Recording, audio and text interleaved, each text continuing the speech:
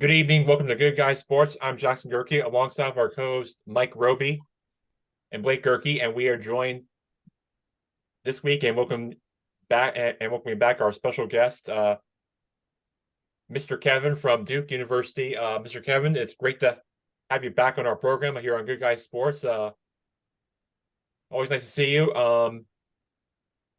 Always great to see you, and with your hat on and all your stuff here on our program.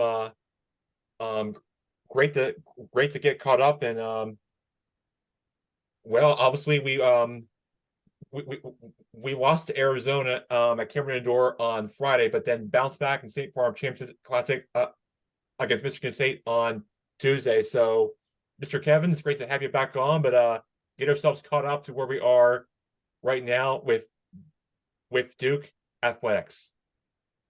Oh, thanks, Jackson. It's always great to see you and great to join the crew here with Uncle Mike and Brother Blake and all. Well, we're into that time of year where we've got overlap, right? We've got basketball starting up, and we got football entering into the last few weeks. Of the regular season in any case. So it's going to be interesting to see. Um, on both sides. I think can Duke football pull out two more wins and go 8-4 for the season, or and we're so early into the basketball season. Duke was, started with that. I don't know. I guess I'd say all of these preseason rankings are based on unknowns. I mean, you try to use, I guess, what you know, but until you see the teams play, you don't know. So we were rated number 2, and they're still in the top 10. But it'll be interesting to see if you can have you guys all know this. You can have great individual talent, but then the issue becomes, can you get a team out of the individual talent, right? And all. So always something on the horizon, I guess, to be ready for, and to be interested in seeing how it's going to go. Yeah. Yeah. So before I get to before anybody jumps in here, we have Blake Lemberger on Good Guy Sports now that joining our show. So Blake, I've got to ask you, you were at Cameron Indoor Stadium this past Friday against in front of the Cameron Crazies. You were sitting courtside. You were at of this great atmosphere you were at in person. Tell us what it was like, and who were you with that night, and tell me all about it. And who'd you go to game with? Jackson, Uncle Mike's gonna be proud. We were about 3 rows behind Terry Francona. We didn't really have great seats. We were on the 6th row up from the court. Could have been a little closer, but listen, great atmosphere. So no major complaints. I'm gonna tell you what, Jackson, that is the loudest I have ever heard a stadium. That was the most incredible atmosphere I've ever been in. I remember looking over at my buddy Kyle's father, and he was holding his ears closed, but he had a smile on his face. It was so loud, he had to cover his ears, but he loved it. He was giddy, and there's no better fans than those Cameron Crazies. They got to cheer for everything. Man, I'm telling you, that was an electric place. And I'll tell you, one of the coolest memories I had from that was how giddy we were right behind all of Arizona's family player pass ticket holders, and they were just as excited and thought the camera was just as cool as we did. They couldn't believe it. They were taking pictures the whole time. They kept turning around and telling us how cool Cameron was and how cool that experience was. But I'll tell you what, Jackson, that's probably the most talent I've ever seen on a basketball court at the college level. I think I've ever seen. That was a cool experience. So glad I got to be a part of that. Well, you couldn't ask anything better, Blake. And I think Kevin really appreciate you for going to this going to this event of how this special place was for basketball games, and I am and I'm so glad that you were really were to be a part of it. Let me ask you this, Jackson, a little trivia question for you, for everybody on the show. Why was Terry Francona there wearing an Arizona jersey? Does anybody know the answer to that? Mm. He never managed out in Arizona, did he? He was the manager for what baseball teams? I don't remember him. Was he Diamondbacks manager at one point? Diamondbacks, wasn't it? No, I think he was the manager for Red Sox, Cleveland, and Cleveland, right? Yeah. So still doesn't put him in Arizona. So my buddy's dad, asked him what he was doing there, and he was actually an Arizona graduate. He's an alumni of Arizona. That's why he was there. So kind of cool. Okay. Very nice, very nice. Yeah, I think jumping off the first couple games of the season, the game that Blake was at versus Arizona, obviously a tough loss, and then the great win yesterday was against Michigan State. And I think it's, you don't want to read too much into these early season losses, because a lot of these big programs, the blue bloods they call it, you can throw in Michigan State, Arizona.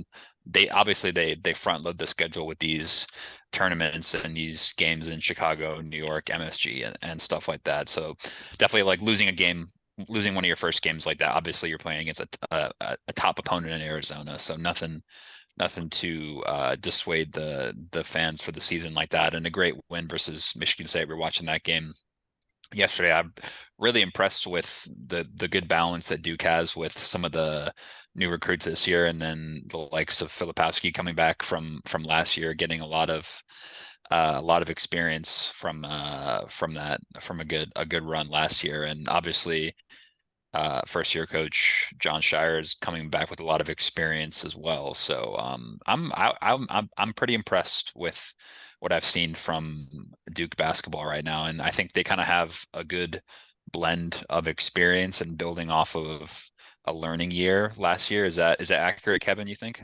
Yeah, I mean, it's one of the great joys, I think, for a lot of Duke fans this season is to see talented sophomores. Because normally, if you're that talented in the past, you haven't been around for sophomore season. And they have a senior leader also in Jeremy Roach. But and I think what was happening when I was trying to analyze the Arizona game, Blake, was Arizona was more together as a team, I think, Mhm. that Duke was still in that game, still trying to figure out how it should deploy its players against a really physically tough team. And certainly the couple of games that Duke had played before that, one was an exhibition and one was against Dartmouth. Neither of them tested that particular quality, the toughness, and all. And hats off to Arizona. They got a heck of a team, and a lot of older guys there, even though some of them are transferred in. Yeah, don't they have Love? It was a transfer from UNC. Yes. After he got turned down at Michigan, he was going to go to Michigan, and there was academic issues about how much of academic credit they'd accept, and so that fell through for him, and he ended up at Arizona. And ironically, of course, since he was a nemesis, a thorn in our side when he was at USC, on the one hand, it was satisfying to see that he went like 3 for 10 for the game. but as Blake will remember, particularly the last few moments of the first half, Blake, when he banked in the 1 3-pointer that he made. Well, and look at the final score. I mean, Duke was ahead. What people don't remember about this game, Duke was ahead with less than a minute left, and it just, I mean, what a tragic play. My question for you, Kevin, is I kept watching Coach K's face, and especially on that last play where there was a timeout inbounds play. I don't know. I mean, is Coach K, is his blood pressure still get up high during these games? Has he given any feedback as to he's cool as a cucumber, relax, or is he still, man, let me take over Shire for and call this play real quick? What's he saying? Well, let me tell you that Blake, this is only the second game that he's attended while Shire's been coach. He attended last season. He attended the Notre Dame game, but remember that Notre Dame was being coached by Mike Bray, who had been his assistant back in the 91-92 years with the national championships. Oh, nice. And so he's really tried to stay out of the limelight, and if you will, stay out of John Shire's limelight, as he would think it. So this was only the second time that we've seen him at a game. When he was at the Notre Dame game last year, he was very cool, unemotional. I mean, I think he went out of his way to present that image. He wouldn't cheer for Duke. He wouldn't applaud anybody. And I think he kept it up from what I could see. I was way down the other end of the court for this game. When he just a little behind the scenes stuff. When he and Mickey attended the game last year against Notre Dame, they sat in essentially the same seats, but at the other end of Cameron. So down at the end you were at, Blake, and that put them right in front of the Duke pep band. He made it clear that he was planning on attending some more games this year, but it would not be in front of the Duke band again. But I think he has very much tried to not present any kind of reaction or response that might be interpreted, or even better to say, misinterpreted, as commenting on or criticizing things that Shire has decided. Frankly, that last play, and I don't mean to sidetrack all of this into that one game, but I'm so glad you were there for it. I was saying to Jackson before we went on the air, that was one of the best responses to that I've seen in Cameron in a long time to anything that wasn't the North Carolina game. Wow. The students showed up in great numbers. I wasn't able to get my usual place at the very end of those bleachers that you were in, so it was my good fortune, I guess, to find a place right next to the Duke band, right behind the drum set.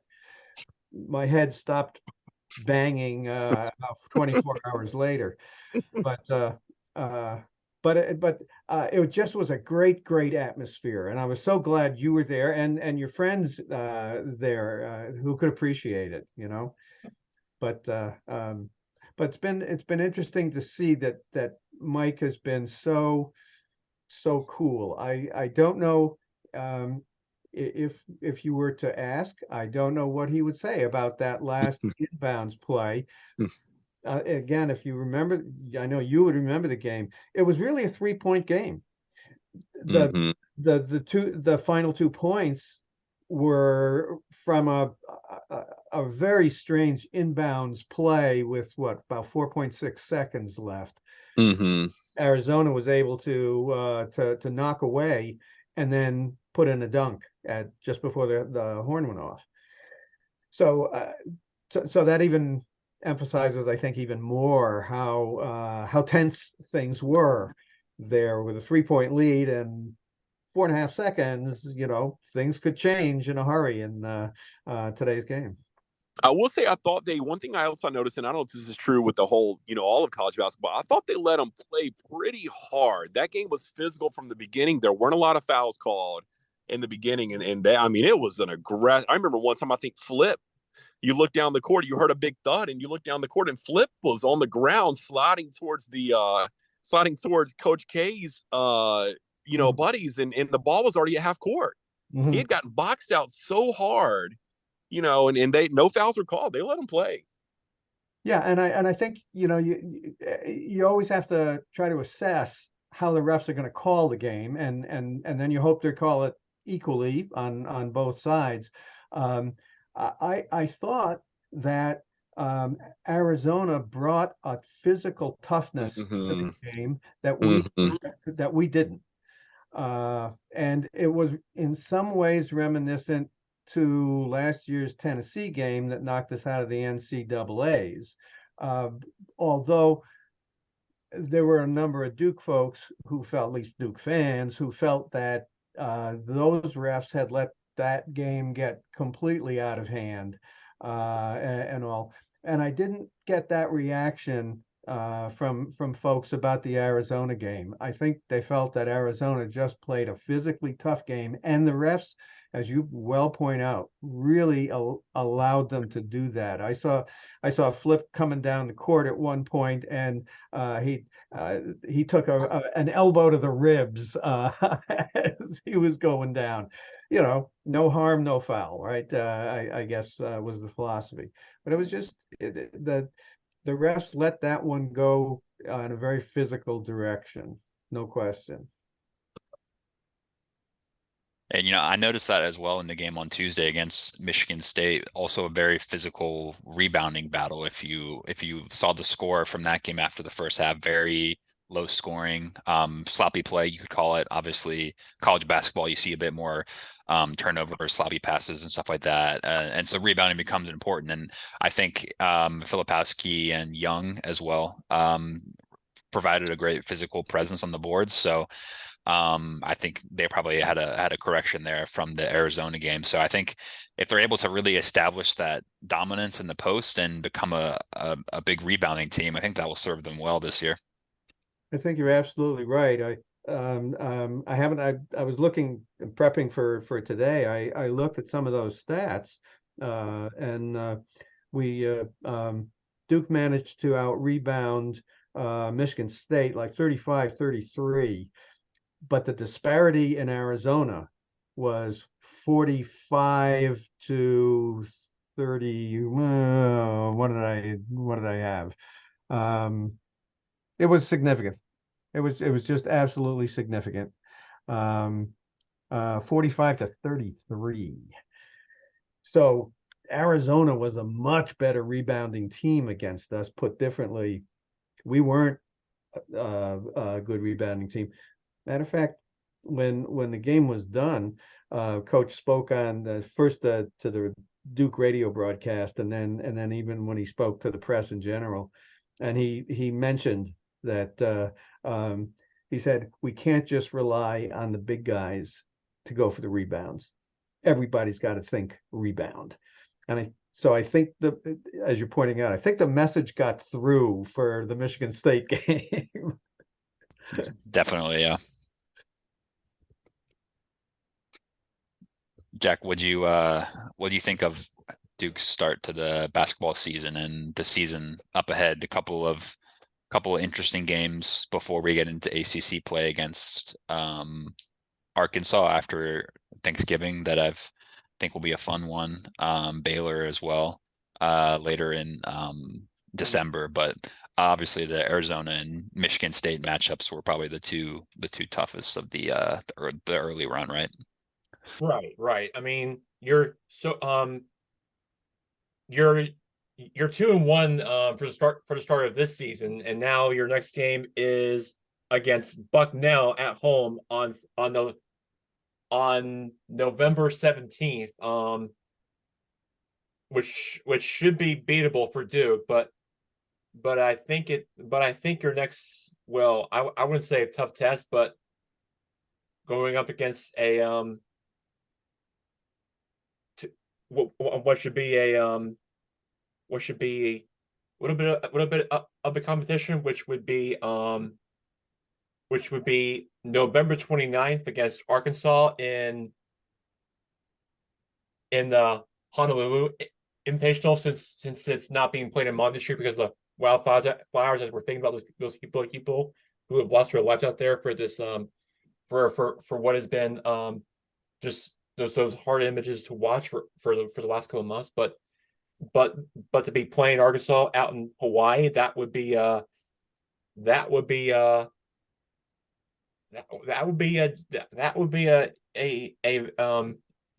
interesting trip for the Blue Devils to even be thinking about that if that's where I'm going with this, because I think that's where college basketball usually goes at each year for this tournament. But besides that, you don't start conference play until January 2nd against Syracuse. So I mean, but until then, you get those like small schools that most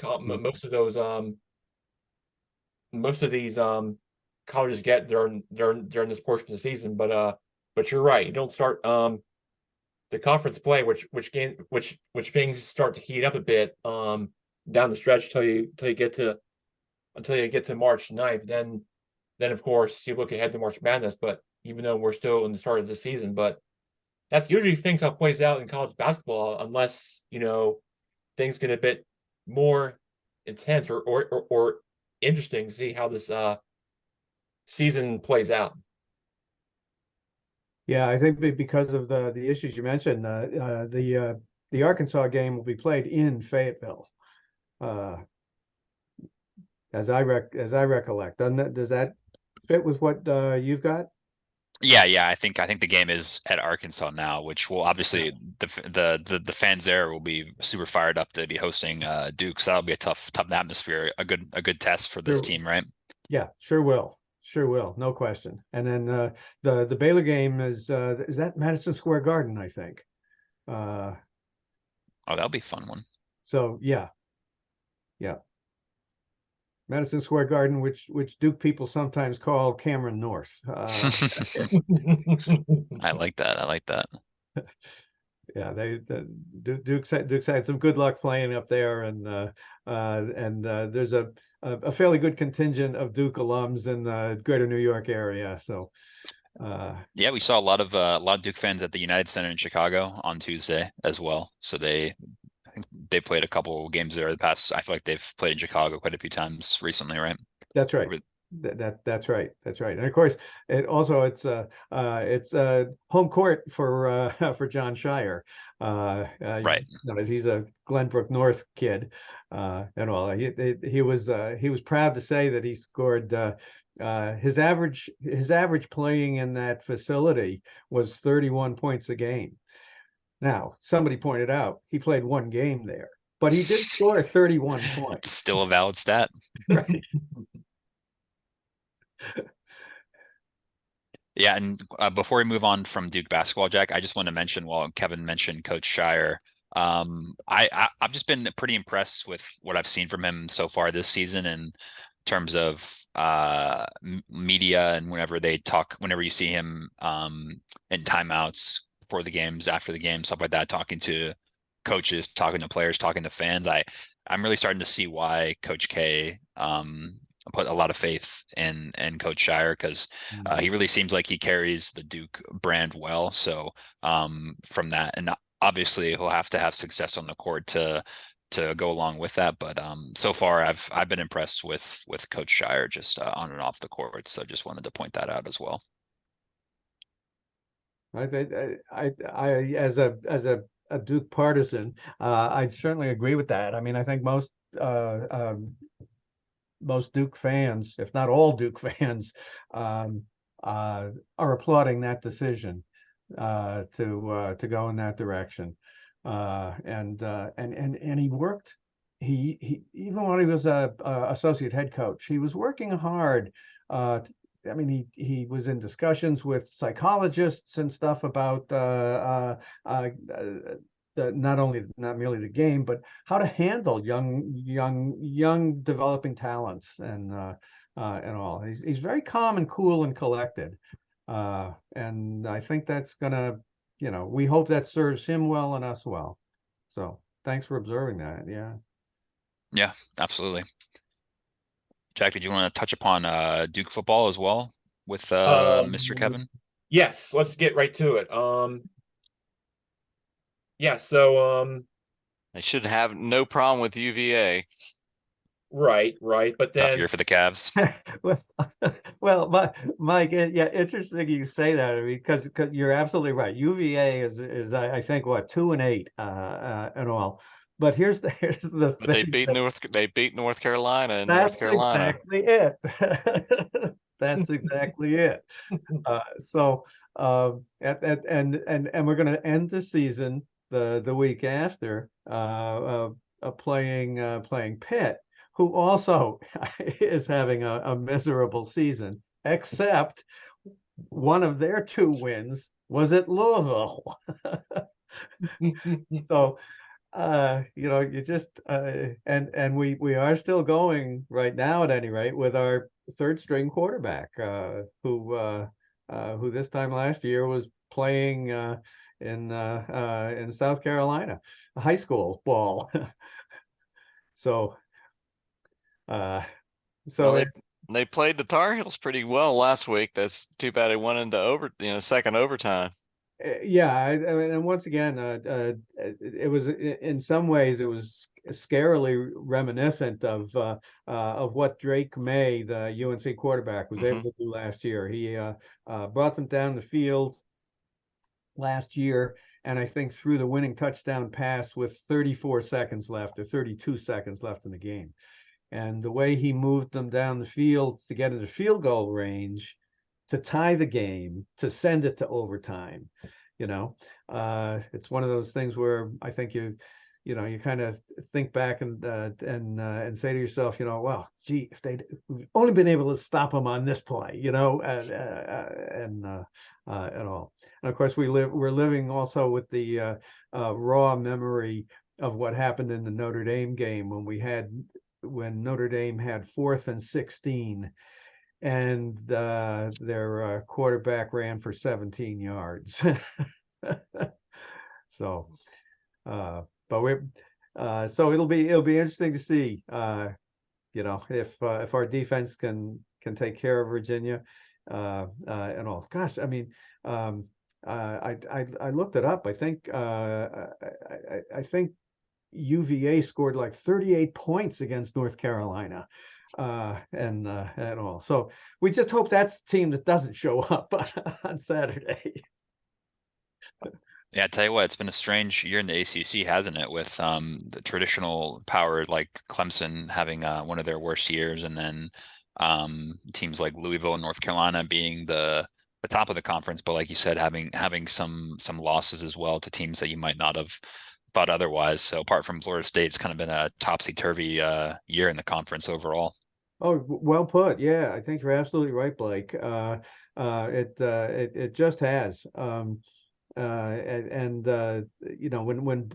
if you will, bottom feeders are coming away with wins against teams that are at the top, and the whole Clemson thing has been interesting from a very Duke perspective, because we opened the season beating them in that Monday night game, and at that point they were rated what, 9th in the nation, and all. Well, I think the Clemson team, as it's progressed through the season, has shown that 9th was way overestimating where they should be, and also that subsequent games have kind of eroded some of the good, some of the feeling, I think, that how good we were against Clemson, and all. But it'll be interesting because UNC goes to Clemson this weekend. So that will be an interesting test, I think, for North Carolina, particularly since Clemson has come back and played some strong games in the last few weeks. I was going to mention that Florida State plays Alabama, but in full honesty, it's North Alabama. So no Nick Saban. Not No quite Nick the Saban same. there. No. not at that level. No.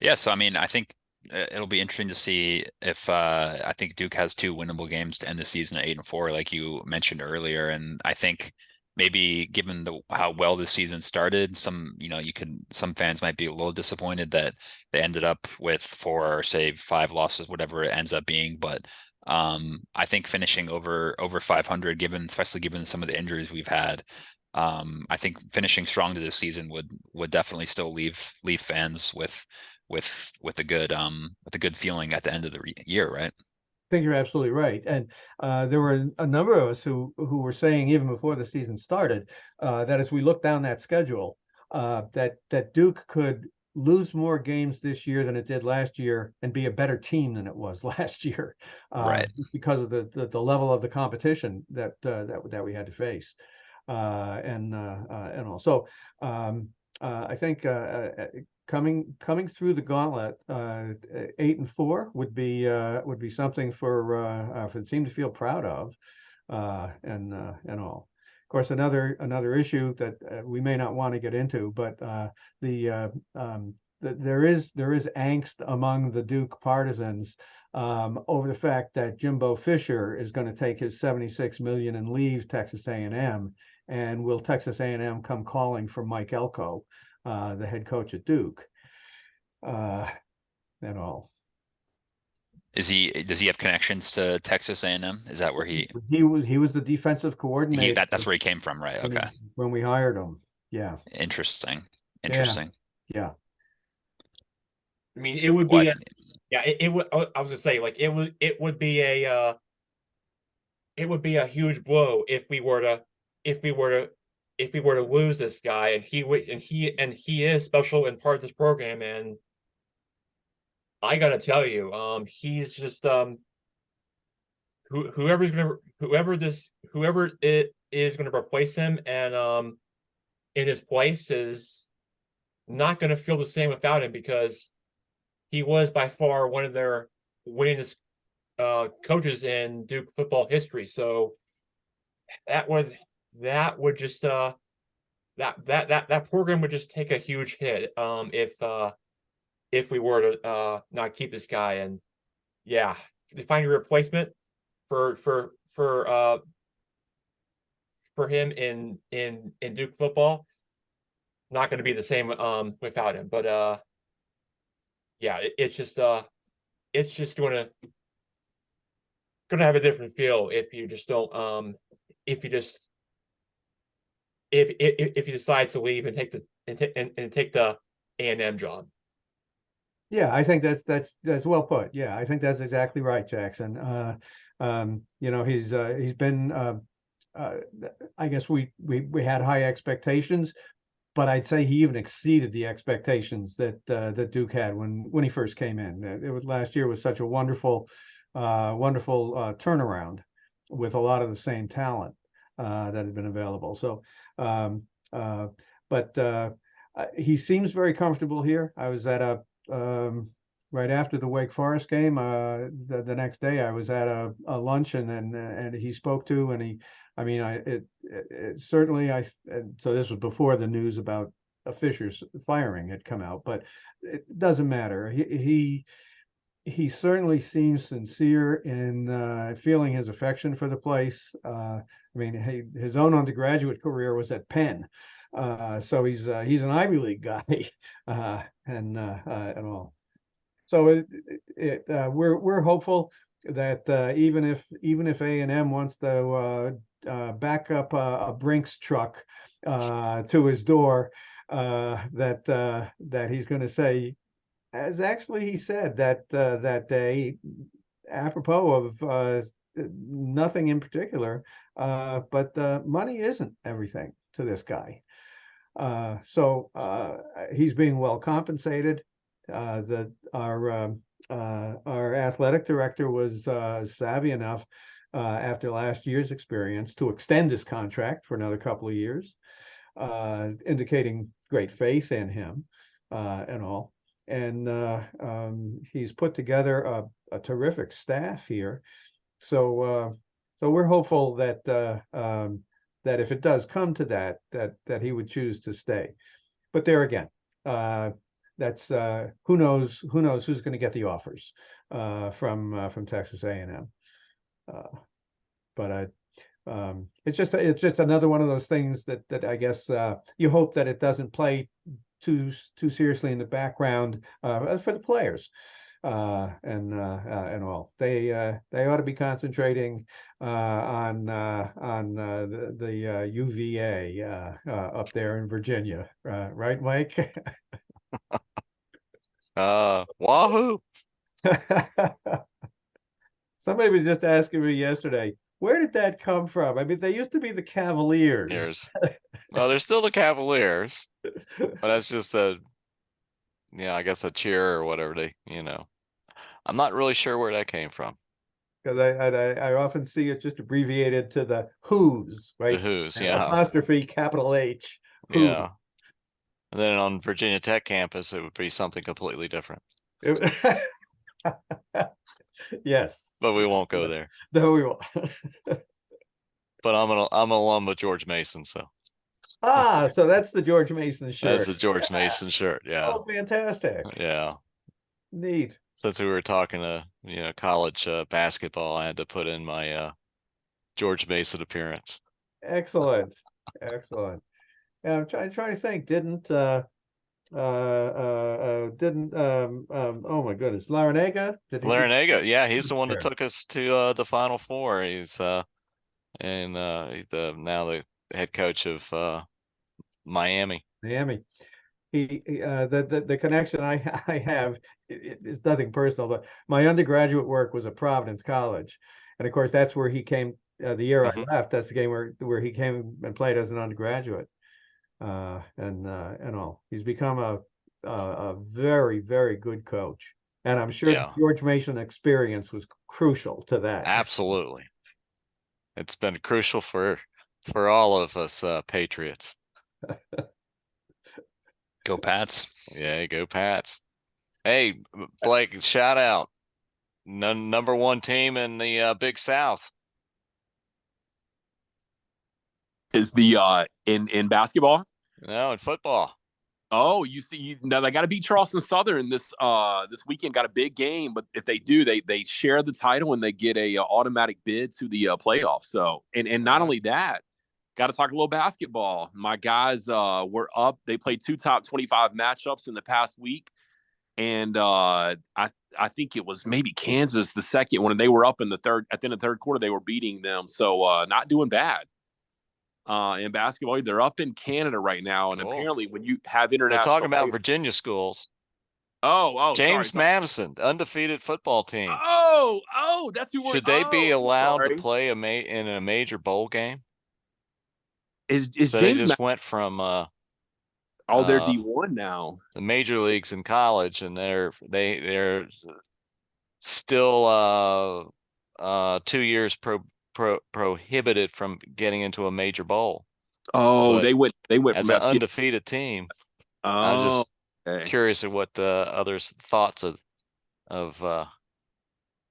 JMU being in a major bowl. Okay, got it. That's awesome. Yeah, it's going to be interesting with how the NCAA ruling comes to effect on this, because to see how this is going to play out, it's going to be interesting. I mean, I just don't really have the answer, but all that I know is that for what lies ahead for this program, it's going to be interesting to see what ruling comes to effect and takes place. But whatever happens, it's just going to be it's just something that James Madison is just going to have to live with, no matter what ruling they come with in this program. NCAA said no. But my dad said that the NCAA says no, according to my dad. So that's unfortunate. I was hoping they would sneak in there. But Mike, is that because it's their first? They just switched over from FCS to FBS. What's the 2-year ban for?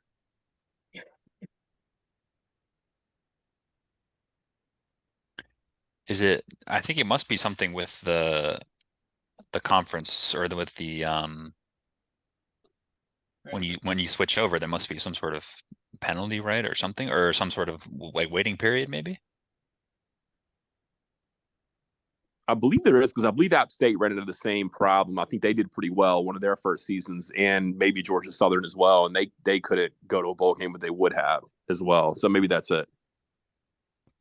And it seems harsh given the fact that they've played so well this year, and they're obviously a ranked team. But it's kind of reminds me back to the when UCF was trying to make their case for the college football playoff, and they were getting denied because of the fact that they weren't playing in a big conference and stuff like that. So I think the more oh, did we I don't know if we lost a bit of audio here. Yeah, maybe, he but said, I was telling him, yeah, we can't hear him. gotcha. But yeah, no, I think college football could take a leaf out of college basketball's book, where you see tournaments that have big upsets, and smaller schools being recognized on a bigger stage. So obviously that's bowl games are some version of that, you would say, for the on the football side. But yeah, no, I mean, I think obviously they plan to expand to a bigger college football playoff and stuff like that. So that'll probably end up getting recognition for more smaller teams. But hey, I'm with JMU. If justice for JMU, I say. If Duke football gets a few more wins, are we going bowling this year in football? I think it will be. We're there. We're there. Have you heard any speculation, Kevin, as to what kind of bowl we're looking at this year? Yeah, the one speculation, and of course everything right now is just so much up in the air, really, because it really depends on not only how you do in your last two games, but how some other teams do in their last couple of games. But I have heard mention of the Gasparillo Bowl down in Florida, Tampa, and all. But again, The Gasparilla Bowl. I don't even know what a Gasparillo is. I think you get a lawnmower. I think you get a Z skid. Each player gets a Z skid lawnmower to take back with them. Cut some grass. Is that the one? That's not the one in Tampa, because that's the Outback Bowl. I thought. Oh, I thought this was. Yeah. But did they change the name? Yeah, They changed the name for that bowl game. I'm going off of like the 2008 bowl game names still. That's for the glory days. Yeah, no, I think maybe I know the Duke's Mayo Bowl is always a fun time in Charlotte. I don't know, maybe there's usually some ACC team in there. So I think the one you didn't want to get was the one South Carolina always got, which was the Birmingham Bowl. I think that's like the only one you don't get. And South Carolina just always seems to land in that one. Yeah, I mean, if they finish 8-4, like in the ACC, that should be a pretty decent bowl game, like, and obviously Peach the Bowl. ACC is very well, I mean, maybe, yeah, Chick-fil-A Bowl. I don't know if the Chick-fil-A Bowl is in the playoffs this year or how that exactly works. It's all a bit messy nowadays, but obviously, like, the ACC is gonna have a clearer picture, and because it's all very jumbled up right now in terms of bowl eligibility and stuff like that. So we've still got a ways to go in terms of that. But if they finish strong, I think they're in line for a good ACC bowl.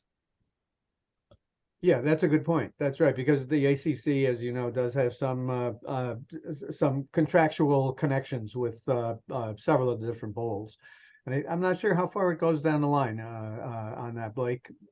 4, maybe 5, and all.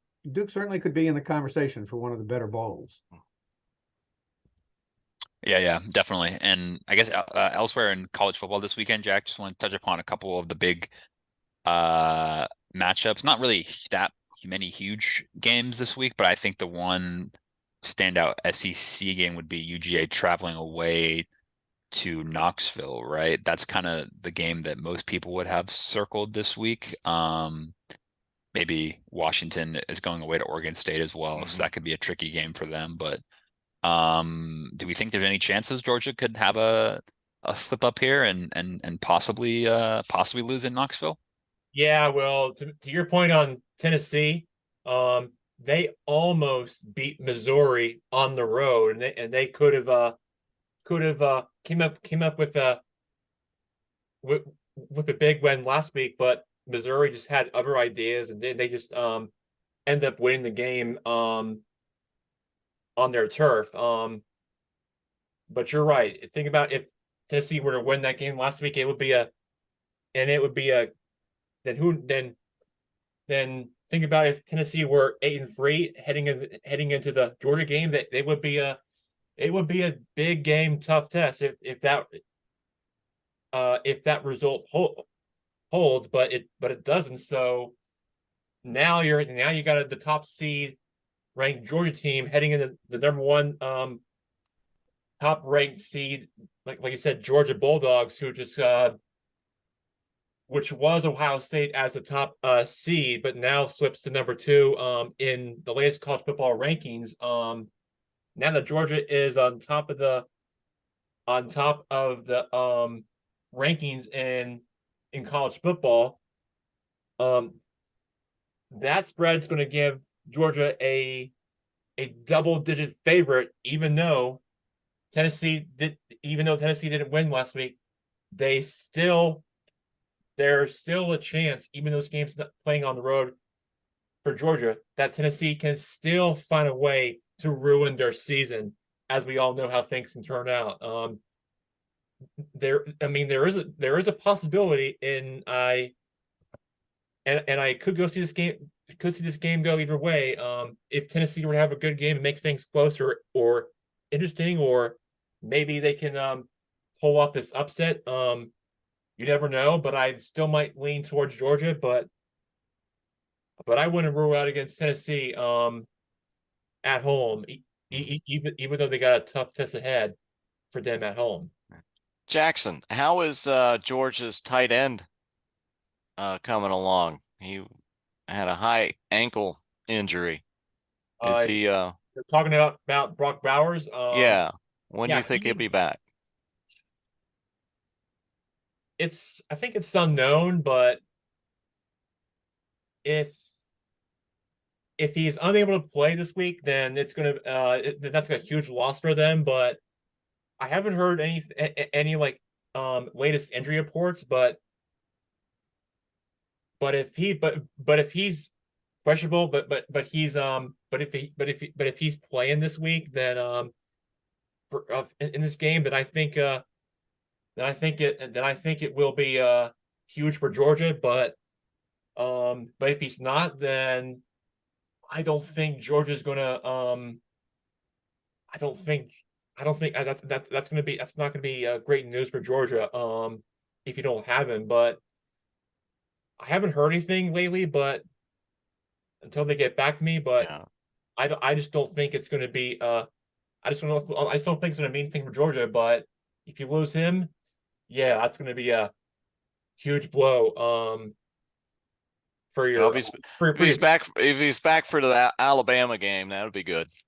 Oh, absolutely. You're gonna need him for that one, because Alabama is a very good team, as we all know. But if he's healthy for that game, then yeah, he should give the team a chance if he plays in that one healthy. Then yeah, I think Georgia will have, will have a shot at them. Yeah. So I was looking at another game this weekend. It'd be interesting. Kansas State at Kansas. Both 7-3 teams, and obviously both state rivals. That would be a good game. Kansas State being ranked 23. Kansas is not ranked at all currently. Although they're ranked 25 right now in the country. Okay. Just snuck in there at the end. Just snuck in there. But that'll be a good game to watch. But my upset for this week, I've got Clemson beating the Tar Heels at Clemson. Clemson beat Notre Dame at home, and they handily beat Georgia Tech at home in the last couple home games. I don't see the way UNC has been playing lately. I don't see them going into Clemson and winning that. But that's my prediction for this week. That's a I good like that. I like that. Uncle Mike's upset of the week is it's our recurring segment, right? A couple more weeks for it. Hey, I like that. I like that. I definitely like that. Should we switch over to NFL for our last 10 minutes here, Jack? Cover a Oh, couple this why? weekend. my defense couldn't stop a parked car. Well, I wasn't gonna talk about them, but I want to talk. Can I do a quick preview of tonight's game, right, Jack? Because it's actually we've had a couple of not great Thursday night football NFL games, but the tonight's matchup is actually a pretty good one with the Bengals heading to Baltimore, right? Yeah. Two Right. teams playing You think this is a must win for the Bengals to keep playoff hunt?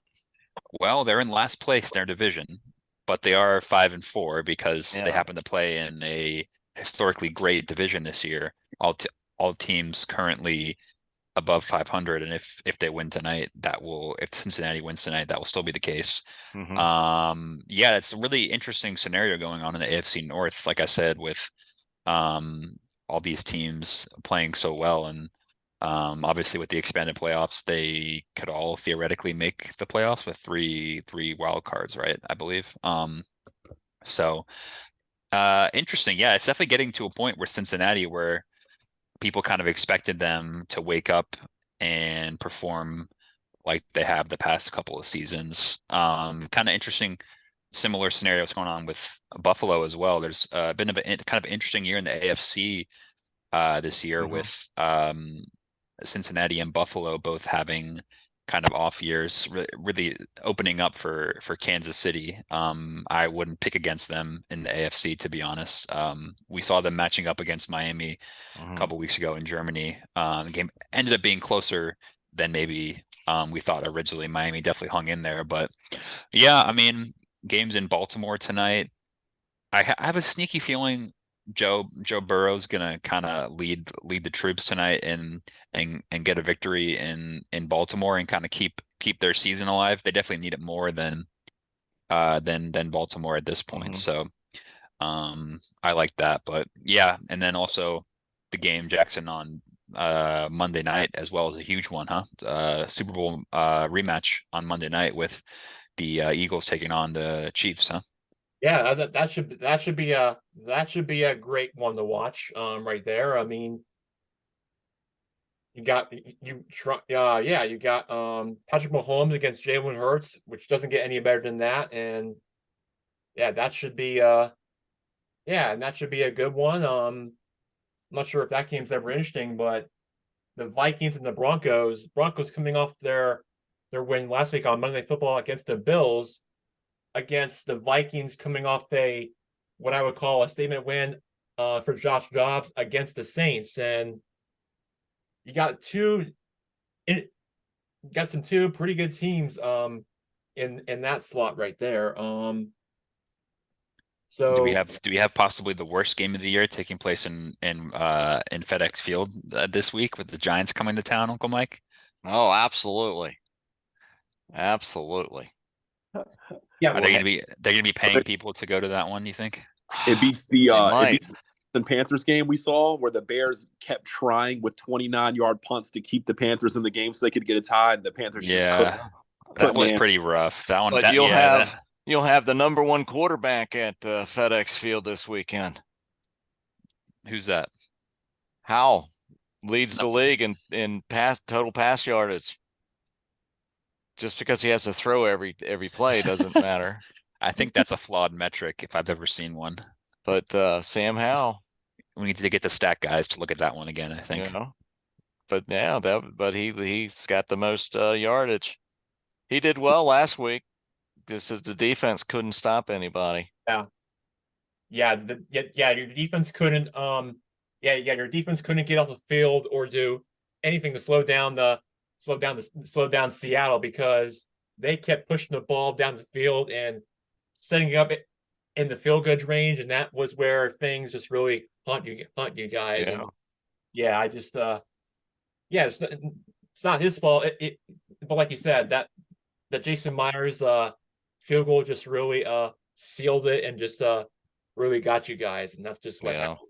But Yeah. Another interesting game that kind of struck my eye was Raiders at Dolphins this weekend. Yeah. If the Raiders win, they could be in the hunt for a playoff spot. And who would have thought at the beginning of the year? Mm-hmm. Yeah, I know it's obviously they've got their new interim coach in who seems like they really didn't want to play for the last coach McDaniels. So Yeah. that's an interesting one. Yeah, that's a fun game. I think Mhm. I think I would still probably back Miami's offense, high flying offense in that one, but I think that'll be Yeah. one worth keeping an eye on for sure. Yeah. If the Dolphins just kind of lackadaisical, don't necessarily show up, the Raiders might pull that off Yeah, for sure. on any given Sunday. But speaking of Vegas, the owners of the Major League Baseball unanimously agreed to allow the Athletics to move to Vegas. I saw that. Yeah. which means there's no longer any men's professional sports teams in the city of Oakland, which I hear that town's going to be going into bankruptcy for the few years to come, and who knows what that town's going to be like. Probably probably a bit darker. Yeah. So, Brother Blake, let me ask you this. To me, little time left.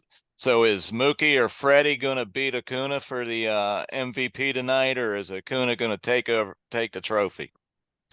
I think Acuna is going to take that one. I know it definitely seemed like Betts was catching up towards the end of the year. Obviously, I'm biased, so I'll back my guy, but I just think the historic aspect of the 30-30, I believe it was, right? Home runs and stolen bases. Or No, 44 it's close to 40-60 or 40, yeah, whatever the club was. I forget the stats, but I think that's the shoe in. yeah, I think the fact that he set such an incredible pace for home runs and Yeah. stolen bases by one player, I think that rare combination of pace and power has to be rewarded. So Well, for me, he's yeah. MVP. Yeah, It's interesting. You got two Dodgers going against, and then in the American League, you got two Rangers, Seager and Semien, trying to keep the trophy away from Ohtani. Mm-hmm. But I think Ohtani's going to get the MVP in the AL tonight. But we'll see. Yeah. Guys, one last thing before we get out of here. Duke just I was trying to make this show a little better for Duke and a little brighter, so I looked up the manager score before the Arizona game. One thing I found out at South Carolina is the managers always play a game before teams play the next night, and the Duke Carolina manager game is one of the most epic manager games. There's actually a ranking with managers as well, and I got bad news, guys. Duke's managers lost in a nail biter, 70-67 to Arizona in the manager game the night before they played Arizona on Tuesday as well. So just sorry, guys. I was trying to bring some good Duke news into this with the manager win, but unfortunately they took a loss to the Arizona managers in the men's basketball as well the night before. So just wanted to add that. That was foreshadowing, Blake, wasn't it? Yeah, it was pretty closely.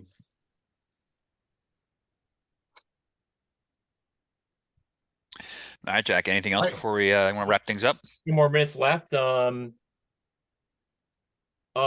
other thing I want to point out real quick is that before we move on to the next topic, we got we'll get that in a second, but before that, we're going to actually one thing I want to real quick before I talk with our final topic I want to get to, but there's something to do with sports, but I will get to that in a second. But real quick, I think we're almost out of time, Jack. We got Blake, 1 minute left.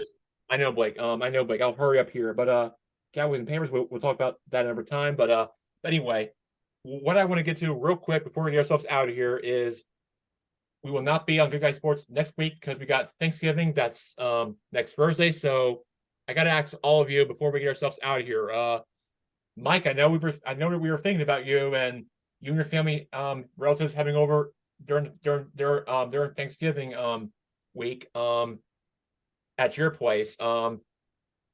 I heard that you guys are making this your recipe, your big apple pie dessert. I won't give Absolutely. I'll any send you a pic. yes, I won't. Yeah, please do. I won't give any secrets away. Tell us all about it, and I'd like to hear what your Thanksgiving dessert sides or entrees are like in your families before we get ourselves back to the show. We've got 17 people coming over. So we got the Wow. 22 turkey. pound. We got a 22-pound turkey in the freezer. We'll pull it out Saturday to start thawing it. We got a ham. We got a boneless turkey breast. And for Aunt Lori and I, we've got our vegetarian roast for us. So we got plenty of casseroles going in. I put together the schedule. We're lucky, and we have 2 ovens. So I've put together the cooking schedule for Thanksgiving Day. So we'll have an apple pie, and we'll have a pumpkin cheesecake pie, and we're gonna have a pecan pie, and whatever other kind of pies people bring in. So we're just gonna have a feast. I'm grateful I get to sit at the kids' table. It's the place to be. That's the place to the be. best seat. That's the best seat. So Blake, what about you? I know people down south like to have, like Uncle Mike mentioned, they have sweet potato, pecan in the south, but in the north, Jackson, pumpkin it's and all apple. it's all about the deviled eggs, baby. Don't fade deviled eggs. It's all about the deviled eggs. with Duke's mayonnaise. With Duke's only, I didn't know they had another brand of mayonnaise. I'll look that up. I'll Google that. Is that what you guys do down south compared to where Uncle Mike is on his side of the country? Like, how do people like eat things down south compared to where we are? They eat with their fingers. What about Kevin? What's Kevin's Thanksgiving treat? Kevin. Specialty. Well, the beauty of this is that my wife and I get to go over to our son's house where he does the cooking, and he's decided this year we're gonna venture away from the traditional turkey, and we're going with prime rib. So Nice. we're looking forward to that. And one of his specialties, Uncle Mike, is he makes a thing called a chess pie. Do you know chess pie? It's a really creamy kind of cheesecakey pie, and sounds good. yeah. Send me a slice. Okay.